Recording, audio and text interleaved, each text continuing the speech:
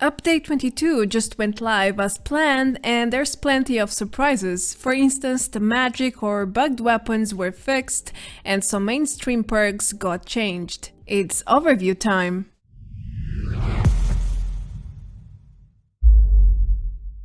Hello everyone, welcome back to another Fallout 76 video. Bethesda has just released a new update, and as announced last week, it's a rather small one focused on bug fixes, improvements and minor adjustments. However, they managed to pull some huge fixes with this patch, and magic weapons are now a thing of the past. Well, hopefully. Nerd Rage, on the other hand, got nerfed, and the Tenderizer perk got buffed. Meanwhile, a lot of known bugs got fixed, and there's even a few stealthy changes that I discovered along the way, which are not exactly part of the patch notes. With that being said, let's get into the details. I have 20 major changes to show you today. Let's do this. Let's start with the main highlight of this update, the fix for magic weapons, which are basically weapons that were bugged and inflicted insane amounts of damage, in case you are not familiar with the term.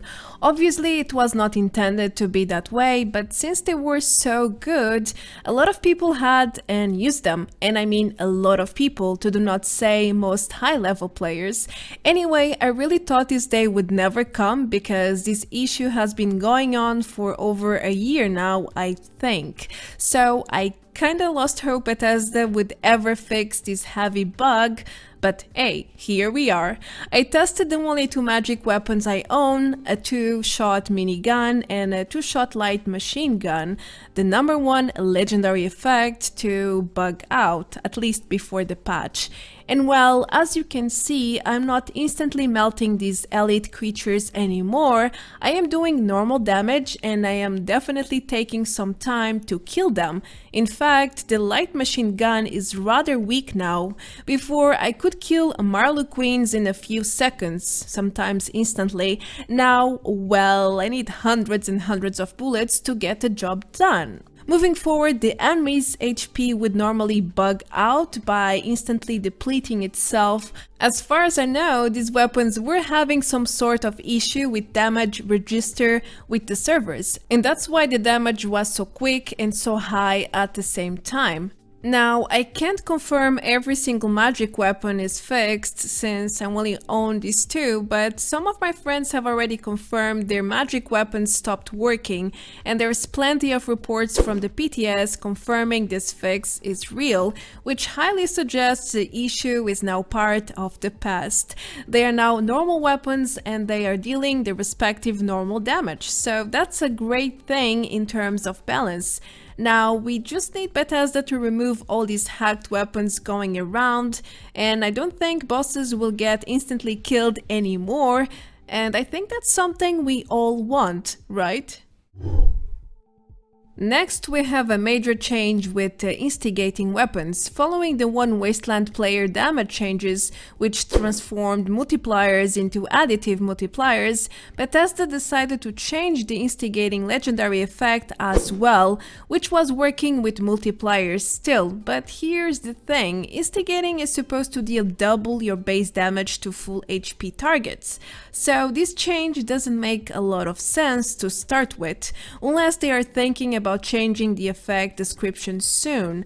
Also, as someone else on Reddit already noticed, their new formula for instigating weapons makes absolutely no sense, and I can confirm this. I tested an instigating rifle and compared my base damage output with the damage bonus I inflict with the first hit on full HP targets, and the buff is always 84% more. Now, 84% is surely not double, and it's such a random number. Why 84%? It makes no sense to me, but at least it seems to be consistent. I conducted 3 different tests, and in all of them my damage boost was exactly 84%. Well, besides confusing, this change has nerfed instigating by around 15% damage from every full HP target. Is that really intended? By the description, not really, so let's wait and see what they do next. Another huge issue that supposedly improved is the recent wave of increased game crashes. Bethesda claims they have fixed some issues that were causing the game to crash during normal gameplay, but players seem to be crashing all the same. There are dozens of reports in the last 24 hours already, and that suggests nothing much has been done in that regard. On my end, I have not been crashing a lot lately. In fact, I played for around 8 hours testing the new patch and I only crashed once, so that's pretty good.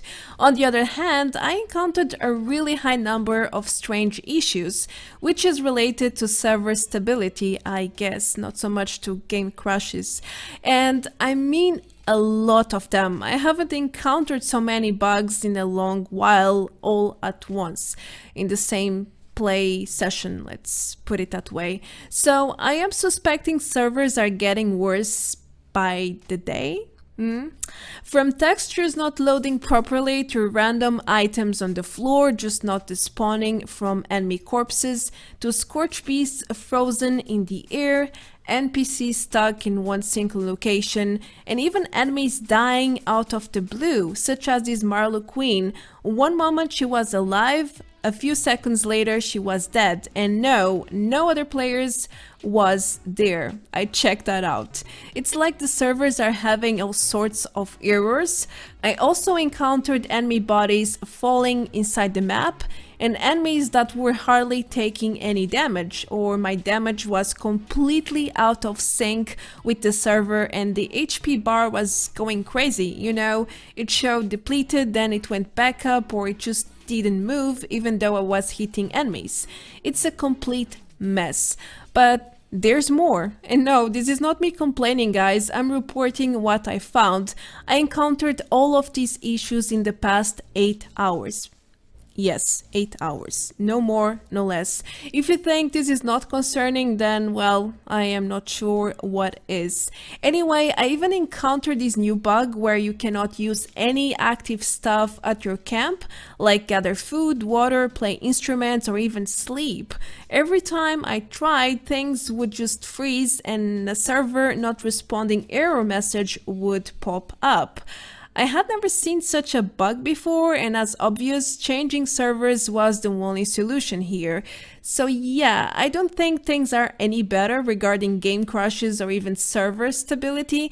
In fact, I would risk to say it's even worse than before. At least we don't all experience the same problems at the same time, so that's something. Now, Bethesda also said they addressed an exploit related to blueprints, which surely has fixed the long-lasting issue with the ammo producer plan exploit, which is not supposed to be accessible for players to build at workshops or camps, but with this glitch, players were able to build dozens of them if they wanted to. Now, as you guys should know, I don't do exploits, so sadly I cannot confirm if this is actually fixed or not. But I believe it is, as well as any other cheats that use the blueprint glitch as a base to exist. All of that should be fixed at this point. The ammo converter machine also got a slight change, which is not part of the patch notes, by the way. So most of you probably didn't notice it unless you use this item a lot. Now, when you convert any type of ammo, the interface no longer sends you back to the main menu, which saves you a lot of time by preventing a few clicks per conversion. So that's a positive change, a very positive one. I mean, it speeds up the entire process, so that's definitely an improvement in my book. A couple more changes like this and we might as well get an user-friendly interface for the ammo converter. That would be fantastic. Now, let's go over the perk changes. If you are using a bloodied build and you feel like you are doing slightly less damage, then you are correct, my friend, because one of the core perks for bloodied builds, Nerd Rage, just got nerfed. Quite a lot, actually. How comes? Well, Bethesda did a similar change to what they did to the Instigating legendary effect. This perk was supposedly using a multiplier values and they changed it to additive multipliers. Anyway, in the attributes tab, it no longer shows the 20% damage to start with, which is very strange. And secondly, the damage boost from Nerd Rage is now much inferior. It's nowhere close to 20% as the perk description states. I did some tests to understand what's really going on here, and well, as you can see, my damage with the perk on is far from being 20% boosted. In the first test, I had only 8%, in the second test, it went up to 10%, and then in the last test, the damage buff was basically non-existent, only 4%. So yes, with this change, Bethesda managed to break Nerd Rage, and it no longer does 20% more damage, not even close. Plus, the damage buff is so inconsistent, from 4% to 10%, that's a decent interval. I think playing below 20% HP is no longer viable at this point, at least until they do something again, if that's even going to happen. I mean, they did this change to supposedly balance the perk out, so they might just end up changing the perk description and that's it. The Tenderizer perk also got changed, but in a good way. First of all, they stealthy changed the damage. At first I thought I was confused, but after checking Wikipedia I understood the max damage at rank 3 was 7% before, now it's a flat 10%, which is great. Does it work as intended though? Is it really 10% more damage at rank 3? Well, no, it's not. The perk got boosted in both ways. First, in terms of the damage it's supposed to do, and secondly, in terms of real damage it does. I also performed a series of tests with the rank 3 Tenderizer perk active, and as you can see, the damage boost is a little bit above 10%. My damage buff is 13 to 14% more in the tests, which shows the perk is really worth using right now. On the other hand, I detected a small issue, maybe you noticed it already, but the perk takes a few seconds to trigger, so after hitting an enemy for the first time, you need to wait around 3 to 5 seconds for the perk to work, at least on my end, which is bothersome and might end up throwing the damage boost into waste, because normally you don't take over 10 seconds to kill normal mobs, so waiting 5 seconds for the buff to trigger and then killing it is not very realistic. Still, for enemies that take a bit longer to kill, this perk is definitely very helpful and a must-have after the update.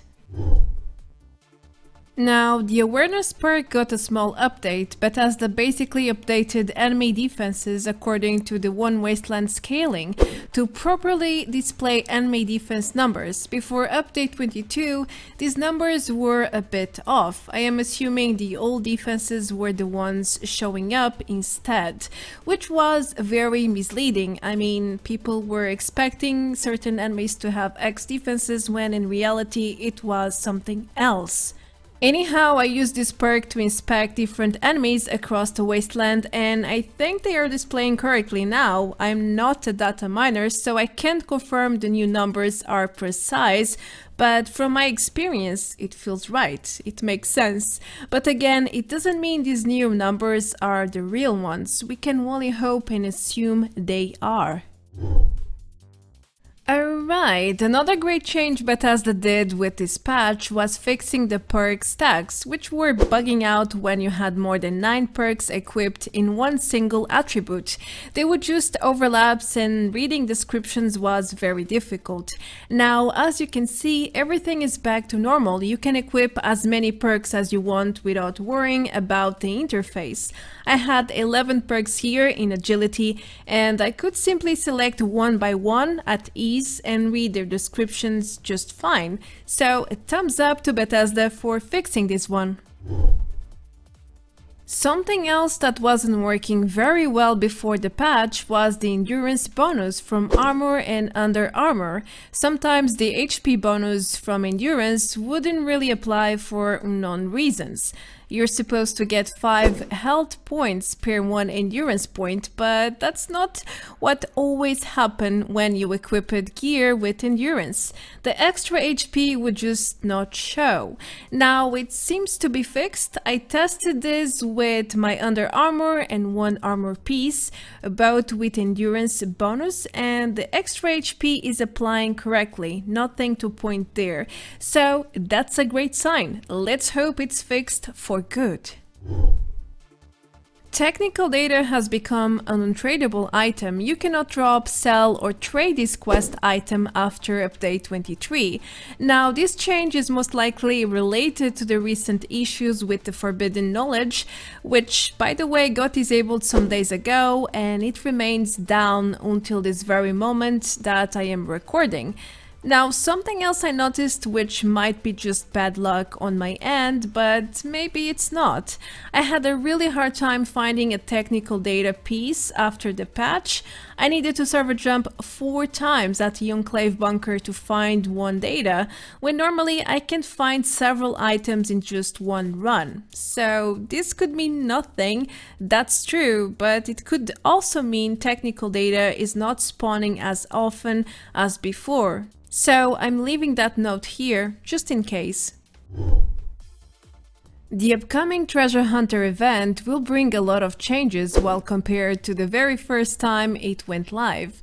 Now, Update 23 is introducing a new rule. Empty pails are now untradable items, just like technical data. I suspect Bethesda changed this item to avoid duplication, since the event is not live yet, but lots of players already rolled the new rewards, which are part of the updated reward pool from the mole minor pails.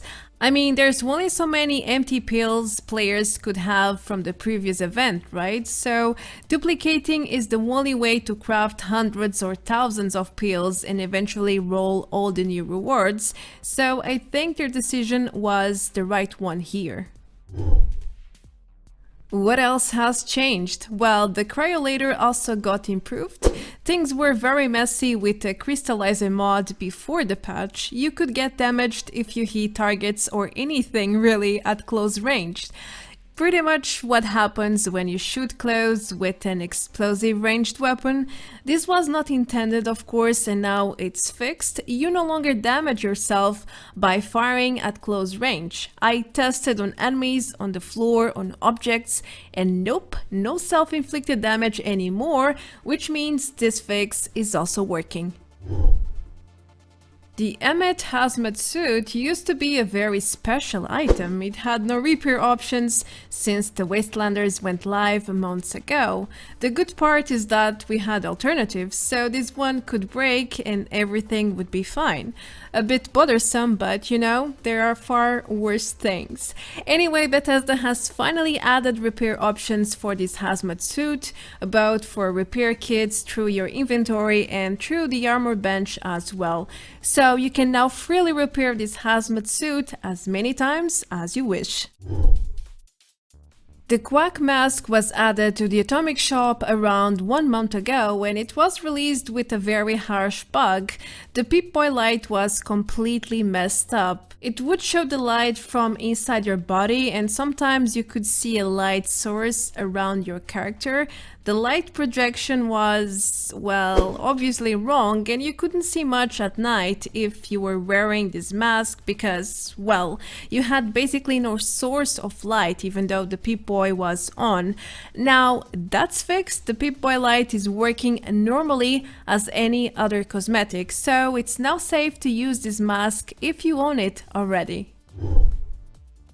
Talking about cosmetics, Bethesda finally added the Scout Mountain goggles, which was supposed to be live for a very long time, but well, it was nowhere to be seen until this patch. You can now craft this item at any armor bench under headwear if you met the requirements and unlocked the Scout Mountain outfit in the past when the Wastelanders DLC got released. If you didn't unlock it, then there's no way to craft this new item.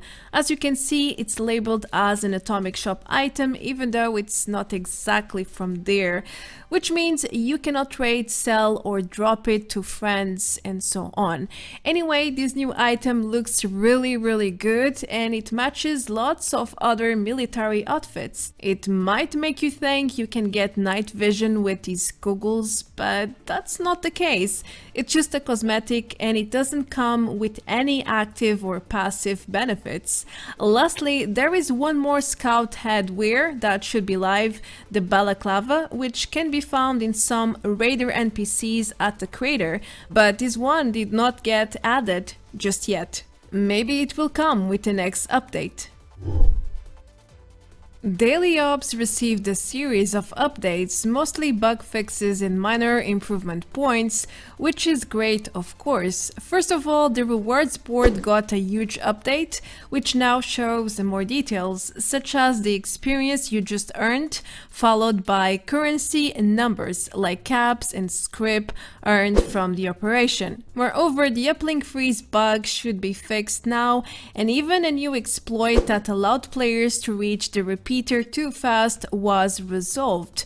When you unlock all the rare rewards for the day, the board message will display a new message instead of none. So overall, we are getting more and better information as well as bug fixes for daily ops. What else could we hope for, huh? More rewards. I know. Don't worry though, they're on the way. Alright, the fixer got some minor changes too, but don't worry, it's nothing related to damage. Actually, these changes are part of the stealthy ones, you know, and not in the patch notes. First of all, the Halloween Jack-o'-lantern paint from last year is now possible to apply to the fixer, but there's more. You can now access more rifle mods to transform the fixer and make it look like a standard rifle, if you want it to be that way, of course. The option is there now at least. Freedom of choice, something we should never say no to. Okay, we are getting close to the bottom of the list. The lunchboxes used to clip through display cases before this patch. It was not very pretty, I must tell you, but now they are displaying correctly. They know their place, that's for sure. I tested the lunchboxes in different levels of my display case and they didn't clip through any of them, so I think it's safe to say this point is also working as intended. Feel free to display your lunchboxes now if that's what you want to do. Lastly, we have a new item, which again is not part of the patch notes, but has unlocked a new Pioneer Scout item, the Squirrel banner, which is now visible through your camp building menu under floor decor. It looks just the same as the tadpole and the opossum banners.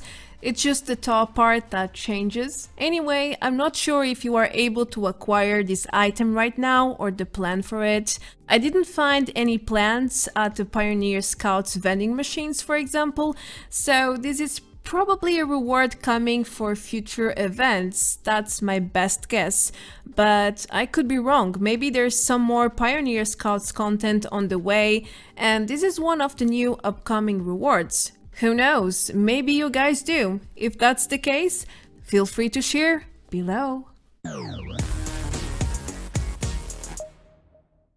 I'm so glad Bethesda finally fixed magic weapons. It was such a good surprise to see, and I really think this is a step forward for the game. There is way more balance now in all fights and events, that's for sure. And yes, I know hacked weapons are still an issue, but maybe now there's hope they will do something about it as well. Moreover, I think the Nerd Rage nerf makes no sense, and it's now a new issue to fix.